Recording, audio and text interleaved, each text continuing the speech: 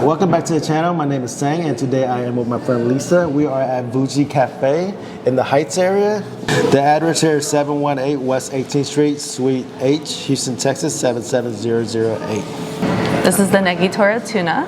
It's got fresh tuna. I think there's salmon roe on top of that. Yes. And then there's some pickled cucumbers, sesame seeds, mayo, anything else. And I believe it's on like a Japanese style milk bread. And then you chose the Bulgogi Sando? Yeah, the Bulgogi Sando. This? Honestly, other than just like it being your typical Bulgogi beef, marinated, I believe there's some corn in there and some pickled cabbage. Do they have kimchi in there? I'm not sure if there's kimchi. It's not exactly like reddish the way the kimchi would look, but it's like more green. I think it's like pickled napa cabbage, but like without like the gochugaru, which is like what gives it that red color. And this is this dessert? New one. What is this? The ube pandan? This is a dessert sando. I think there might be something like, I see like a wafer inside. Yeah, there's like a red bean wafer. And then the strawberries. So that's for dessert. Yeah, I'm excited for that one.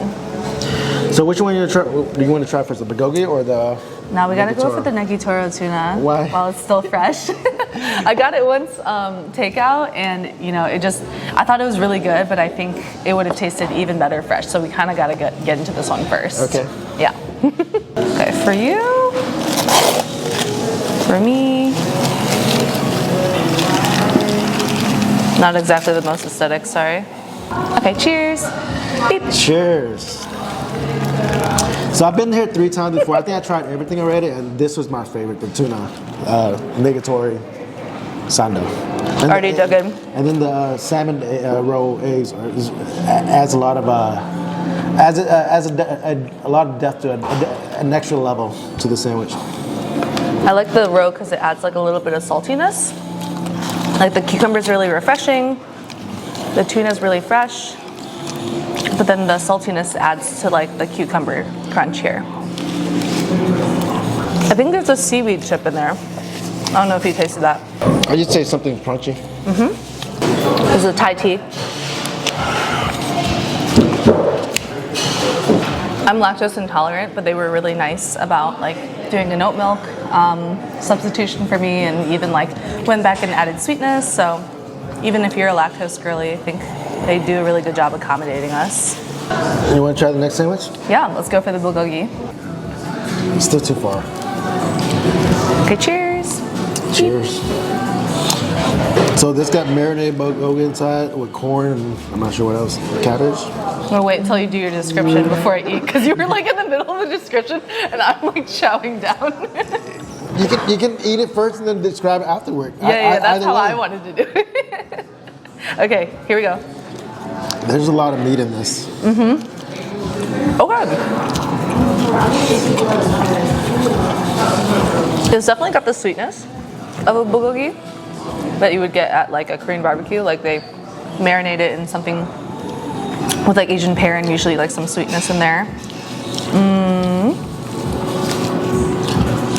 No, the sweetness is really nice, but what is it that I'm tasting? Hold on, let me try again.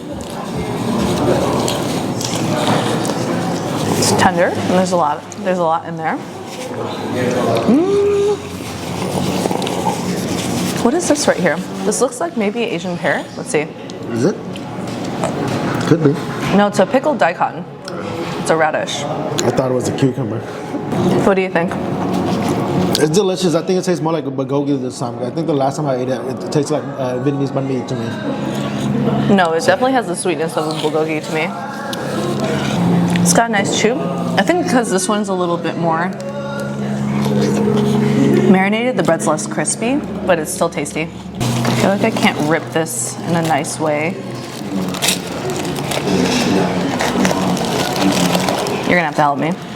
Grab the side.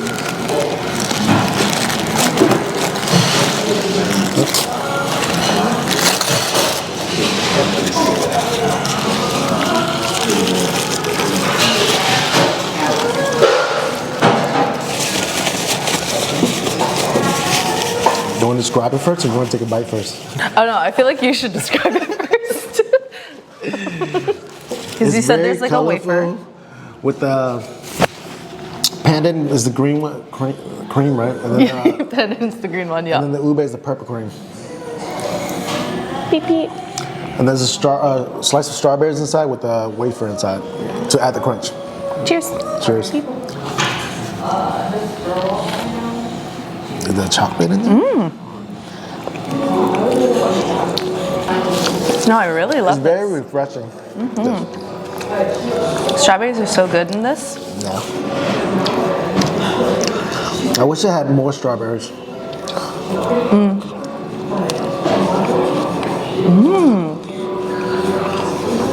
No, but the wafers are so good.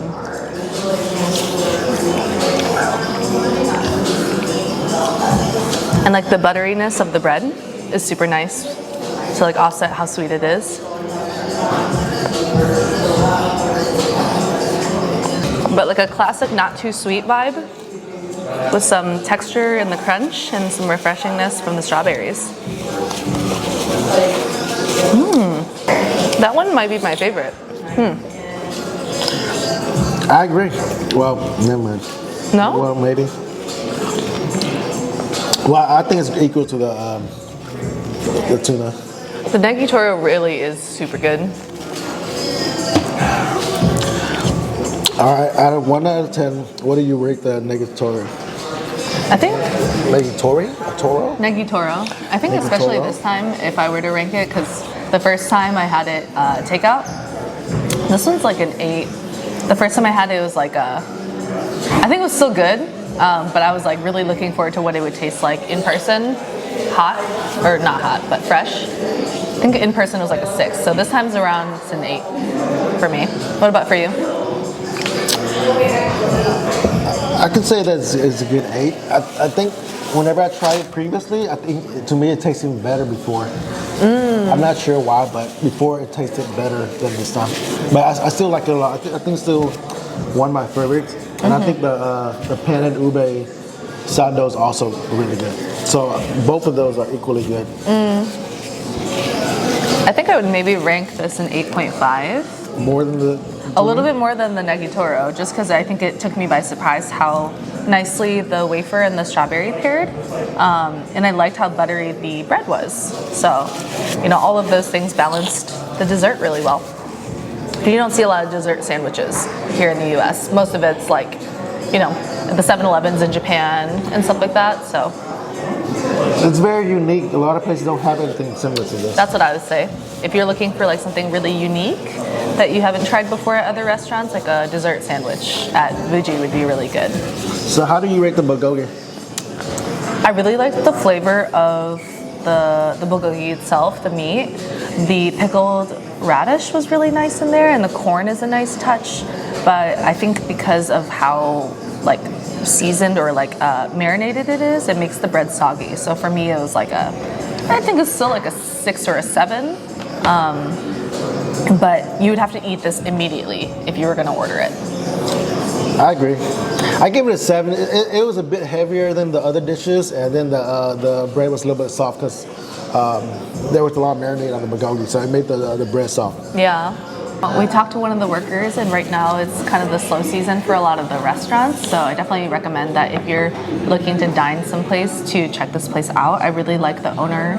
They're really kind, and you know, always thinking about ways to get involved in the community more. I know they did a crowning event for. I work with high school youth, and one of my youth did a pageant, and they did like their crowning event here. So they're always doing stuff like that here.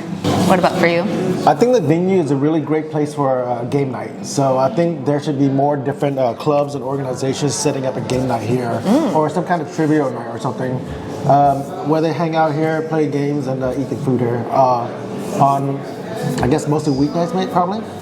Yeah, I feel like a Wednesday night or something like that, where it's like usually slower in the week. It'd be cool to bring folks in. Curious what the hours are in the evening. I think that would be like, if they like had it open later hours and stuff like that, that'd be good. I think they close at 8, but then if there's a special event here, then they'll close at 9, I think. Yeah, I definitely know a lot of people, especially like high school youth, would want to like have a spot that can stay out a little bit later. Did you come here for the Ace Next Gen group event here? Yeah. Ian, who's the owner here, he hosted for Ace Next Gen. There was a nonprofit accelerator program, and so I think 10 different nonprofits from across the United States came specifically to Houston for this accelerator program, and Ian was so kind to host all of us there. So again, just like another testament to the way this business is run and how the owner tries to give back to their community. So I went to one of the dinner events here. It had 10 people here whenever I came, but then I left early, so I'm not sure if more people came out or after that or not. Yeah, overall I feel like this is a really cool business to try out. It's a good vibe. It's also in a good area in Houston, so lots of places to check out even after you're finished eating here. Are you interested in sharing your social media handle or anything? Yeah. Instagram or anything else? TikTok? Thank you. Yeah, my name's Lisa. I'll be competing at the Miss Asian Global pageant in 2025 of August. You can follow me at Seeking Mona Lisa, one word. On Instagram. I hope to see you there. Is that going to be in San Francisco? Yeah, it'll be in San Francisco, and I'll be one of 25 delegates. Are you going to be competing in the pageant here in Houston, the Miss Chinatown pageant? Actually, I already did that pageant a couple of years ago. So once you do it, you can't do it again? Or can you? If you place, then usually you can't recompete, Okay. and then there's also an age limit that I've also aged out of. So once you are 26, that is the age cap for Houston's pageant. So what's the age limit in Miss Asian Global? I guess the youngest age and the oldest age, the age bracket? I think you can be 17 to compete in the Miss Chinatown Houston, and then all the way up to 26.